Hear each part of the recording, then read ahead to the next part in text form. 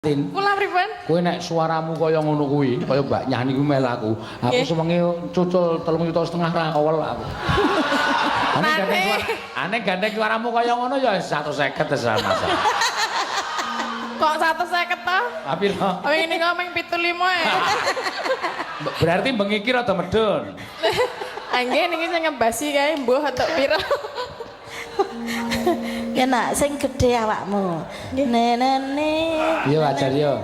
Lumampah tanpa suku. Ayo lho maaf. Sing gedhe nak ayo. Iya, ajar karo Mbak Yani. Ora usah perlu grogi. Itu justru ngilmune kudu tok serep. Lho. Nek ana sinden apik kaya Mbak Yani kuwi, kowe aja wegah-wegah nyesep. Lah nyesep. Nyesep ngelmune. Iya nak. Rene tak mii. Larep nesep. Nanane nanane